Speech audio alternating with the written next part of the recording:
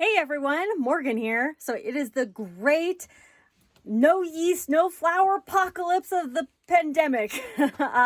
So a lot of people are realizing that they want to bake, and baking is a great pastime. It's a great get together family time, right? Baking is really great. So, but there is a huge shortage right now on just everything. And especially when you go online and try to find like powdered milk, you can't find flour, powdered milk. You can't find like powdered buttermilk. You can't find these things in store, and especially not online.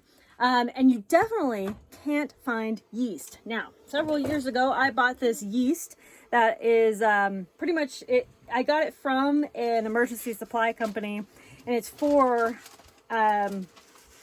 you keep it in a cool, dry place, and you reseal, and then you refrigerate after opening. I've opened it, and so I refrigerated it, but it doesn't need refrigerating until after you open it. Anyway, I bought that big bulk yeast, and then it's good like that. And then so it's really hard to find that too. So for now, I'm going to try no yeast bread. There's lots of no yeast breads, like no yeast zucchini and no yeast zucchini bread. It takes flour. And then there's like banana bread. We just made banana bread the other day. Yesterday, I think. It's like almost gone. We love our banana bread here. There's also sourdough. You can make your own sourdough yeast, but you do need wheat flour for that to make your own sourdough starter. And that usually takes anywhere from a week or so, just kind of depends. But you can make your own sourdough bread from that starter. And there's also like Irish soda bread that takes buttermilk. If you can't find buttermilk, you would need the powdered buttermilk. Or you can actually make milk into buttermilk with a few different substitution methods. All right, so I'm going to put the recipe down below, but this recipe takes milk, flour, baking powder, some sort of oil. I always use olive oil, salt, eggs, and that's it.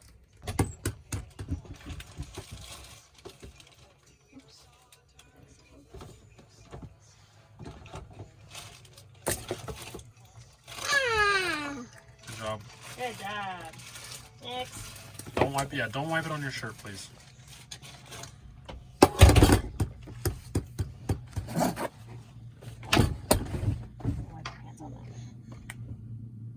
Good job. No shells. Impressive.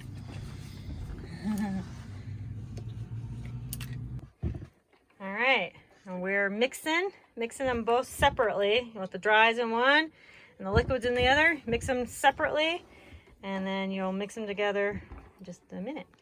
All right, and then they're mixed together. We're just mixing it for a little bit. All right, and then put it in the oven for about 40 to 45 minutes. And I'm hoping this one comes out better than my no flour bread. I found out from several people, and just by doing some additional research, that I really should have whipped those whites a little better and made sure there's absolutely no yolks. But I don't know. I'm always one of those persons like, it's probably fine. But in baking, everything is such a science that, yeah, I messed up that no flour bread. I'm sure it would have come out actual bread had I fluffed up those egg whites better. Anyway, there are lots of ways to make this specific bread. You can make a sweet one, a savory one. You can use a whole bunch of different substitutes in it and stuff. So go down to the recipe and look at it, and then we're going to see how this one turns out. All right, here's the bread. It looks fine. But we're going to cut it up and give it a taste test. It looks good, though. It looks much better than my no flour one. The no yeast one is much better. All right, there's a slice. It's nice and cooked. It's very fluffy, like bread. It kind of smells like cornbread a little bit. What? Tastes like cornbread. This is really good. This would be great for just any kind of bread to substitute, like store-bought bread or whatever. This is fantastic. This is a total win. Uh-oh. There were people walking by. They were just making sure those people knew to get out of here. Okay, anyway. This bread's really, really good. Total win. Recipe down below. Make it is super easy, super quick, as long as you have some flour and those few basic ingredients. And again, there are lots of substitutes for these things, like the powdered milk or the powdered buttermilk, powdered eggs.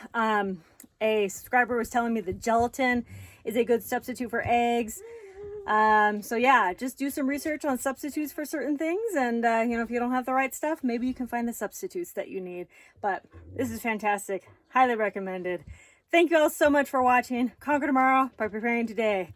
Hope you're all staying well, staying safe, and staying prepared. Talk to y'all tomorrow. Bye.